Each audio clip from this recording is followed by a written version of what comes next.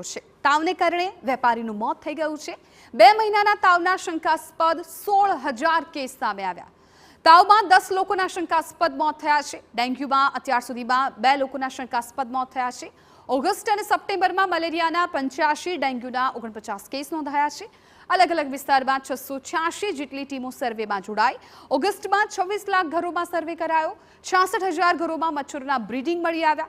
સપ્ટેમ્બરમાં 13 લાખ ઘરનો સર્વે કરાયો।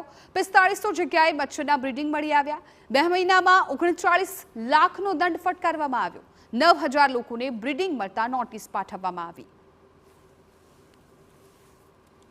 સુરત શહેરની વાત કરીએ તો છેલ્લા ઘણા દિવસોથી જે રોગચાળાની જે સ્થિતિ છે તે જોવા મળી રહી છે। ખાસ કરીને તાવ અથવા તો ડેન્ગ્યુ અને મેલેરિયાના કેસોની સંખ્યા વધી રહી છે। સાથે સાથે શંકાસ્પદ ડેન્ગ્યુના કારણે લોકોના મોત થવાના પણ કિસ્સાઓ સતત સામે આવી રહ્યા છે।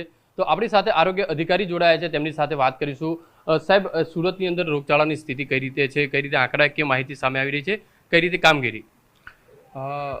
સુરત મહાનગરપાલિકા દ્વારા 686 જેટલા સર્વેલન્સ વર્કરો હાઉસ ટુ હાઉસ સર્વેમાં રોકવામાં આવેલા છે અને એ લોકોએ છેલ્લા 2 મહિનામાં એટલે કે ઓગસ્ટ મહિનામાં અને સપ્ટેમ્બર મહિનામાં જે સર્વેની કામગીરી કરી છે તેમાં 49 લાખ જેટલા ઘરોની અંદર સર્વે કરવામાં આવેલું।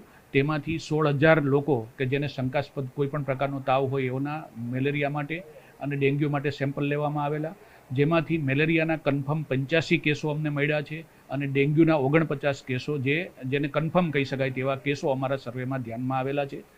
અમારી ટીમ જ્યારથી વરસાદની સિઝન ચાલુ થઈ ત્યારથી અત્યાર સુધી એક પણ દિવસનો બ્રેક લીધા વગર સતત સર્વે ચાલુ છે। રજાના દિવસોમાં પણ કર્મચારીઓ આવીને કામગીરી કરે છે। દરેક રજાઓમાં કામગીરી અમારી ચાલુ રહી છે।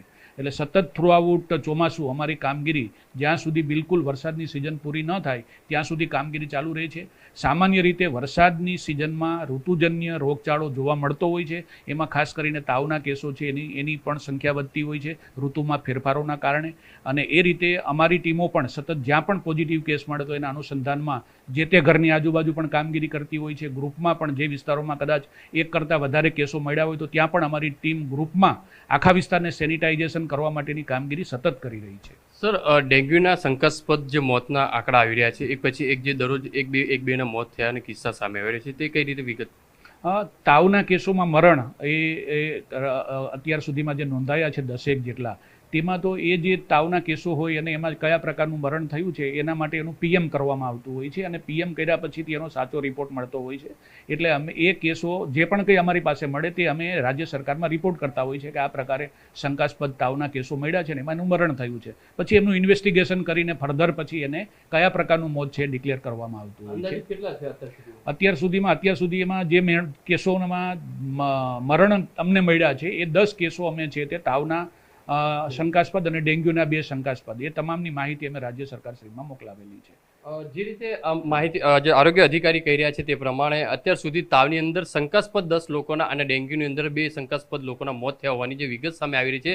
સાથે સાથે જે રીતે અલગ અલગ વિસ્તારોની અંદર આરોગ્ય વિભાગની ટીમ છે તે સર્વે કરવામાં આવી રહી છે। જે વિસ્તારની અંદર મચ્છરજન્ય જે આંકડા જે સામે આવતા હોય છે રોગચાળાના, તે વિસ્તારોની અંદર વધુ એક્સ્ટ્રા જે ટીમો મોકલી અને ત્યાં સાફ સફાઈ અથવા તો ત્યાં લોકોને દવાનું વિતરણ કરવા માટેની જે સૂચન છે તે પણ કરવામાં આવી રહ્યું છે। કેમેરામેન સંજય ચંડેલ સાથે બલદેવ સુથાર, TV9 સુરત। પોરબંદર